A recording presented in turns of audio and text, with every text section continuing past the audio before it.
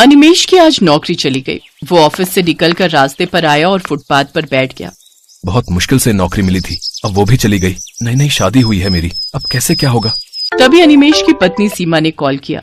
सुनिए, हम गाड़ी कब ले रहे हैं? गाड़ी? अभी तुम्हें गाड़ी क्यों चाहिए? मेरी सहेली ने नई गाड़ी खरीदी है, बहुत सुंदर है, मुझे भी एक गाड़ी चाहिए। सीमा, हमारे पास उतने पैसे नहीं है, मैं कहाँ से गाड़ी खरीदूं? मुझे कुछ नहीं पता, मुझे नई गाड़ी चाहिए चाहिए चाहिए चाहिए। सीमा ने फोन काट दिया। अनिमेश और सीमा की शादी को सिर्फ कुछ ही महीने हुए थे। सीमा बहुत जिद्दी थी, उसे हमेशा से बहुत कुछ चाहिए था। अनिमेश को सीमा से शादी ही नहीं करनी थी, लेकिन अनिमेश की माँ बिमला ने कहा था, बेटा ये लड़की शादी के लिए मान गई है, शादी कर ले। लेकिन माँ, मेरी तनख्वाह ज्यादा नहीं है। तो क्या हुआ, बीवी को सिर्फ 2 वक्त का खाना ही तो खिलाना है। शादी कर ले बेटा, नहीं तो और लड़की नहीं मिलेगी। अनिमेश ने अपनी माँ की बात सुन ली और सीमा से शादी कर ली। शादी के 2 दिन बाद सीमा ने अनिमेश से कहा, आपने तो मुझे सुहागरात में कोई गिफ्ट नहीं दिया। मेरी सहेली को उसके पति ने सोने का हार दिया था। वो सीमा, शादी में इतना खर्चा हो गया था, इसीलिए कुछ नहीं दे पाया। तुम चिंता मत करो, अगले महीने मैं तुम्हें गिफ्ट जरूर दूंगा। मुझे एक सोने का हार ही चाहिए। वो तो बहुत महंगा है, सस्ता कुछ देने से नहीं चलेगा। सस्ता?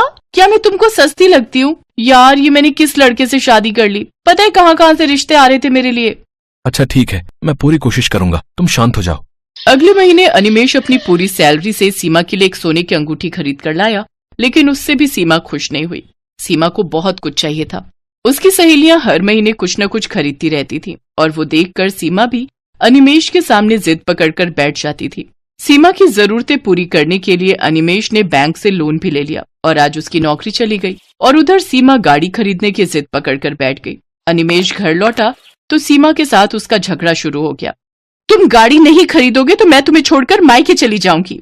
सीमा, समझने की कोशिश करो, मेरी नौकरी चली गई है, अभी मेरे पास घर चलाने के पैसे नहीं है।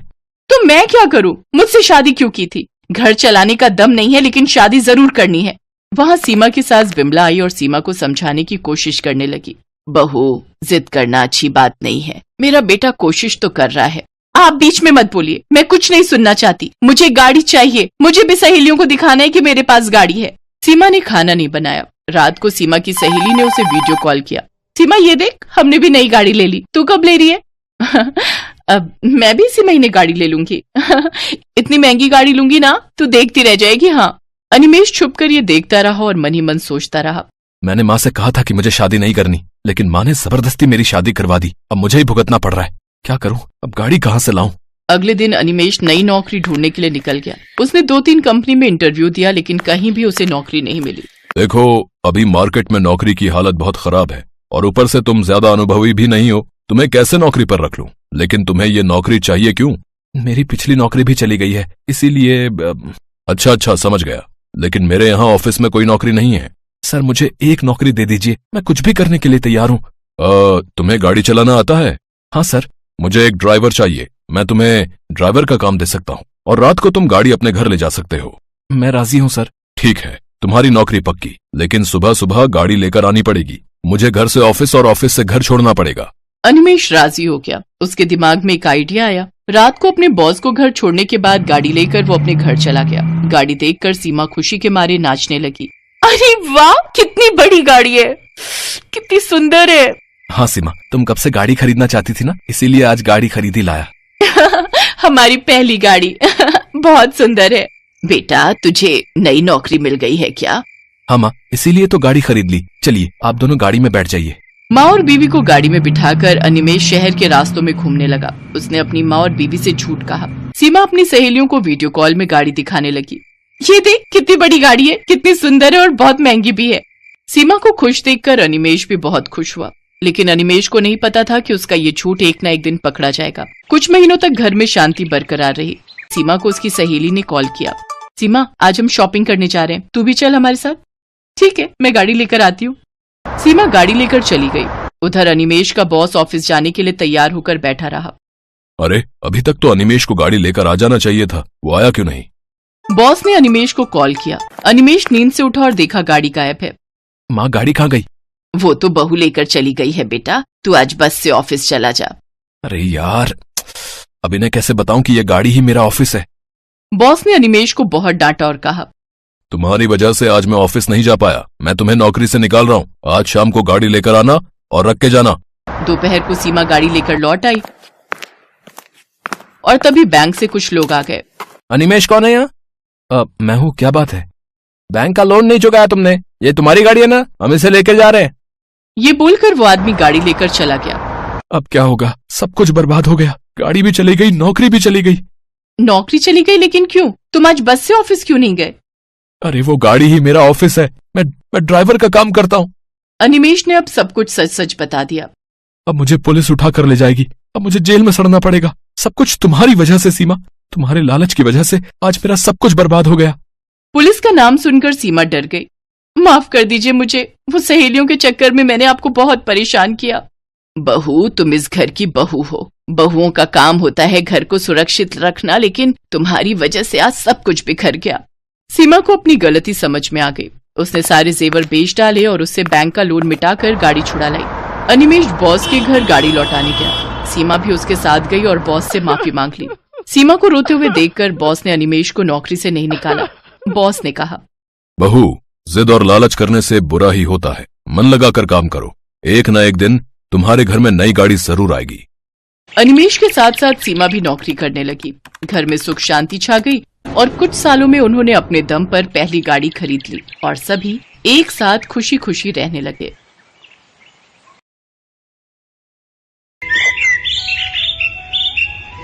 छोटू, चल बेटा जरा जल्दी कर। वो 5 नंबर वाले टेबल पर कस्टमर बहुत देर से खाने का इंतजार कर रहा है और बाहर भी लाइन बढ़ती जा रही है। इतना लेट करेंगे तो सब बगल वाले होटल में चले जाएंगे। बस मालिक, 5 नंबर वाले का ऑर्डर तैयार है और यहाँ कुछ टेबल भी बस खाली होने वाली हैं, तो बाहर वाले कस्टमर्स अब अंदर आ सकते हैं। ये है सत्यभान और इसका होटल अतिथि देवो भव। जैसा इस होटल का नाम था, ठीक वैसा ही यहाँ का काम था। होटल के अंदर आने से पहले हर कस्टमर का तिलक किया जाता था और फिर बड़े ही सम्मान के साथ उसे बिठाकर खाना परोसा जाता था। इस अनोखे तरीके की वजह से ही सत्यभान का ये होटल बहुत मशहूर था और बड़ी दूर दूर से लोग यहाँ खाना खाने आते थे। होटल के खाने का बढ़िया स्वाद और यहाँ की साफ सफाई भी एक बड़ी वजह थी कि आसपास के कई होटलों और ढाबों को छोड़कर कस्टमर सत्यभान के पास ही आते थे। सर, मेरा नाम रमन है। मैं पब्लिक टाइम्स अखबार से आया हूँ। मुझे आपका इंटरव्यू करना है। अच्छा, हाँ, क्यों नहीं, आइए आइए। रुकिए, पहले मैं आपका तिलक करूंगा। हाँ, अब ठीक है। अब आप यहाँ आराम से बैठिए। छोटू, जल्दी से साहब के लिए गर्मा गर्म कचौड़ियाँ और बढ़िया चाय तो लेकर आ।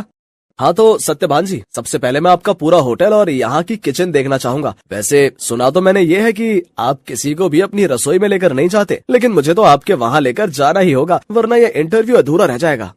अरे बस, वो बात ऐसी है कि आप तो जानते ही हैं, होटल के बिजनेस में सारा खेल खाने में इस्तेमाल होने वाले मसालों और रेसिपी का ही है और यहाँ मैंने और मेरे साथियों ने बड़ी मेहनत से ये सब तैयार किया है।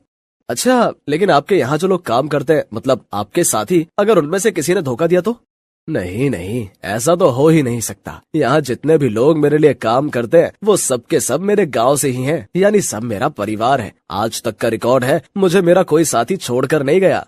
ये तो वाकई बहुत बड़ी बात है। लेकिन अब तो आप इतने मशहूर हो गए, आपका होटल एक ब्रांड बन चुका है, तो लोग आपकी रसोई को अंदर से देखना चाहते हैं। आप चिंता मत कीजिए, मैं आपके मसालों और रेसिपीज का राज नहीं खोलूंगा, लेकिन रसोई के अंदर की कुछ फोटोज तो चाहिए होंगी आपके इंटरव्यू के साथ छापने के लिए। सत्यभान उस पत्रकार को समझाने की कोशिश करता है, लेकिन वो खुद ही उस पत्रकार की बातों में फंस जाता है। अखबार में अपना इंटरव्यू और फोटो छपने की बात से वो बहुत खुश था और इसी खुशी में वो बह गया और उस पत्रकार को उसने अपने होटल का एक एक कोना बहुत अच्छे से दिखाया। साथ ही अपनी रसोई में ले जाकर अपने सारे तौर तरीकों और रेसिपीज का भी अनजाने में खुलासा करता गया। वो पत्रकार होटल की लगभग हर चीज की तस्वीर ले रहा था। इंटरव्यू के दौरान उसने सत्यभान से कई सवाल पूछे, जिनके जवाबों में सत्यभान के सारे सीक्रेट खुलते जा रहे थे। अच्छा सत्यभान जी, बहुत अच्छा लगा आपसे मिलकर। इंटरव्यू के लिए शुक्रिया। अब मैं चलता हूँ। जी जी, आपका बहुत शुक्रिया। अब वैसे ये सब कब छपेगा अखबार में? बस यही 1-2 दिन में। मैं आपको फोन पर इन्फॉर्म करूंगा।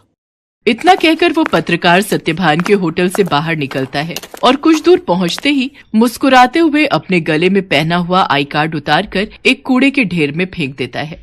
बड़ा अक्लमंद समझता था खुद को, एक नंबर का बेवकूफ निकला ये तो। असल में ये आदमी कोई पत्रकार था ही नहीं। पास ही मौजूद एक दूसरे होटल के मालिक का रिश्तेदार था, जो पत्रकार बनकर सत्यभान के सारे सीक्रेट जानने के लिए उसके पास गया था। ये आदमी अपने मकसद में पूरी तरह से कामयाब हो चुका था। इधर सत्यभान रोज सुबह के अखबार में अपने इंटरव्यू के छपने का इंतजार कर रहा था। जा छोटू, देख तो अखबार आ गया होगा। अब तो पूरे 4 दिन हो लिए, आज तो पक्का अपनी फोटो छपी होगी।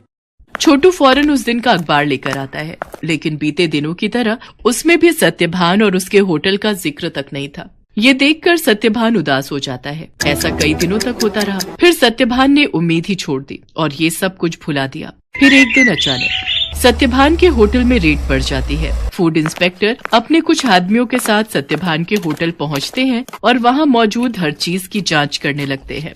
देखिए, हमें आपके होटल के खिलाफ शिकायत मिली है कि आप खाने में नकली सामान का इस्तेमाल करते हैं। ये कैसी बातें कर रहे हैं आप? सालों से मैं इस होटल को चला रहा हूँ, वो भी पूरी ईमानदारी से। अगर ऐसा है तो हमें यहाँ की तलाशी लेने दीजिए। चलिए हटिए यहाँ से। पूरी टीम होटल का कोना कोना छानने लगती है। तभी उन्हें किचन के पास एक छोटा सा दरवाजा दिखता है। फूड इंस्पेक्टर खुद इस दरवाजे को खोलकर अंदर जाते हैं तो उन्हें काफी मात्रा में नकली घी, तेल, नकली मसाले जैसी कई चीजें मिलती हैं। तो ये है तुम्हारी ईमानदारी का सबूत? हाँ, शर्म आनी चाहिए तुम्हें। सत्यभान को कुछ समझ ही नहीं आ रहा था कि आखिर उसके साथ हुआ क्या। खाद्य विभाग की टीम सत्यभान के होटल को सील कर देती है। साथ ही सत्यभान को जेल भेज दिया जाता है। एक ही पल में सत्यभान का सब कुछ बर्बाद हो गया था। उसका परिवार सड़क पर आ गया था। सत्यभान खुद को बेगुनाह साबित नहीं कर सका और उसका सब कुछ जुर्माने की रकम अदा करने में चला जाता है। उसके गांव के लोग जो उसके लिए काम किया करते थे, वो भी उसका साथ छोड़कर गांव वापस चले जाते हैं, सिवाय छोटू के। चलो, तुम्हारी जमानत हो गई है। जमानत की बात सुनकर सत्यभान चौंक जाता है। वो बाहर आकर देखता है तो एक वकील के साथ खड़ा छोटू उसका इंतजार कर रहा था। छोटू, तूने ये सब कैसे किया बेटा? तेरे पास इतने पैसे कहाँ से आए? मैं तो बिन माँ बाप का एक लावारिस था मालिक। आपने मुझे सहारा दिया था तो मैं आपको इस हाल में अकेला कैसे छोड़ देता? आपको याद है, मैं हर महीने की तनख्वाह से कुछ पैसे जोड़ता था अपनी आगे की पढ़ाई के लिए। बस वही आज काम आ गए। छोटू की बात सुनकर सत्यभान की आंखों में आंसू आ जाते हैं और वो छोटू को गले लगा लेता है। लेकिन अभी भी सब कुछ ठीक नहीं हुआ था। शहर भर में सत्यभान का नाम खराब हो चुका था। इसलिए सत्यभान अपने परिवार और छोटू के साथ शहर छोड़कर अपने गांव चला जाता है। वहां बांस के बड़े बड़े जंगल थे, जिनके बीचों बीच एक छोटी सी झोपड़ी बनाकर सत्यभान और उसका परिवार रहने लगता है। सत्यभान के पास गुजर बसर के लायक भी पैसे नहीं थे, इसलिए उसे कुछ तो करना ही था। तभी एक दिन उसने गांव के एक बच्चे को एक आधे कटे बांस में कुछ खाते हुए देखा। सत्यभान उस बच्चे के पास गया और उससे बोला, बेटा, ये क्या खा रहे हो? ये हरे बांस का अचार है और ये रोटी है। ये बर्तन, ये भी बांस से बना है। वो यहाँ गांव में बांस ही सबसे ज्यादा उगता है ना, तो हम लोग इसी का ज्यादा से ज्यादा इस्तेमाल करते हैं। उस बच्चे की बात सुनकर जैसे सत्यभान के दिमाग के घोड़े दौड़ने लगे। उसने फौरन छोटू को अपने पास बुलाया और उसे कुछ समझाने लगा। फिर अगले दिन तड़के सुबह ही वो छोटू के साथ बांस के जंगल में गया और ढेर सारी बांस की लकड़ियां काट कर ले आया। सत्यभान और छोटू दिन रात लगे रहे और देखते ही देखते उन दोनों ने सिर्फ बांस की मदद से पूरा का पूरा होटल बनाकर तैयार कर लिया, जहां दीवारें भी बांस की थीं और सारे बर्तन भी। अब सवाल ये था कि इस होटल में पकेगा क्या?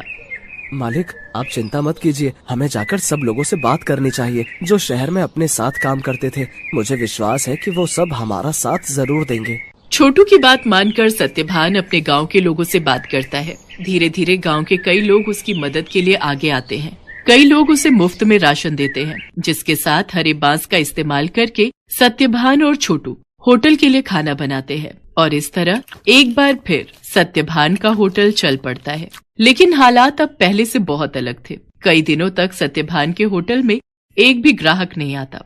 फिर एक दिन शहर से कुछ दोस्तों का एक ग्रुप वहां आता है और सत्यभान के अनोखे होटल को देखकर चौंक जाता है। कुछ नया आजमाने के इरादे से वो सभी सत्यभान के होटल के अंदर आ जाते हैं। सत्यभान उन सब की बहुत ही अच्छे से खातिरदारी करता है और फिर भाई वाह, मजा आ गया। ये तो बिल्कुल ही नया एक्सपीरियंस था। शहर से इतनी दूर इतनी अच्छी सर्विस और उससे भी बढ़िया खाना। सच में बहुत अच्छा लगा यहाँ आकर। और सबसे बड़ी बात, मुझे तो पता ही नहीं था कि बांस को भी खा सकते हैं, वो भी इतने अलग अलग रेसिपीज में। सत्यभान के खाने और अलग किस्म के होटल की तारीफ वो सभी दोस्त अपने दूसरे दोस्तों से जाकर करते हैं, जिसके चलते और भी लोग खास तौर पर सत्यभान के होटल में खाना खाने वहां पर आते हैं। सत्यभान की सर्विस और खाना बहुत जल्दी अपना पहचान बना रहा था। लोग शहर के हाई फाई होटल छोड़कर सत्यभान के पास गांव में आ रहे थे। धीरे धीरे सत्यभान की गाड़ी पटरी पर आने लगती है और उसके पुराने साथी जो गांव में ही थे वो भी उसके पास काम पर लौट आते हैं। मालिक, भगवान की दया से अब सब ठीक हो रहा है, लेकिन अब तक ये समझ नहीं आया कि आखिर वो सब नकली सामान उस दिन अपने होटल में आया कहाँ से। ये पहेली तो सच में सुलझानी ही होगी छोटू। मुझे लगता है मुझे कुछ करना चाहिए। सत्यभान के पास अब इतने पैसे जमा हो चुके थे कि वो अपने खिलाफ रची गई साजिश की जांच करवा सकता था। वो अपने केस को रीओपन करवाता है और एक प्राइवेट डिटेक्टिव की मदद से सारा सच बाहर निकलवाता है। असल में रमन जो सत्यभान के पास पत्रकार बनकर आया था, ये सब उसके और उसके रिश्तेदार की सांठगांठ थी, जो सत्यभान के पुराने होटल के पास ही अपना होटल चलाता था। साथ ही सत्यभान की तरक्की से जलता भी था। रमन के द्वारा जुटाई गई जानकारी की मदद से ही वो सारा नकली सामान रातों रात चुपके से सत्यभान के होटल के अंदर पहुंचाया गया था। प्राइवेट डिटेक्टिव ने सारे जरूरी सबूत जुटा लिए थे, जिनकी मदद से दूध का दूध और पानी का पानी हो गया। दोषियों को सजा मिली और सत्यभान को उसकी खोई हुई इज्जत। शहर में मौजूद सत्यभान की सारी संपत्ति उसे वापस मिल जाती है, जहां सत्यभान फिर से अपना होटल शुरू करता है, लेकिन बिल्कुल नई थीम, नए तौर तरीकों और नई रेसिपीज के साथ। Best buddies. Hello friends, Thanks for watching this video.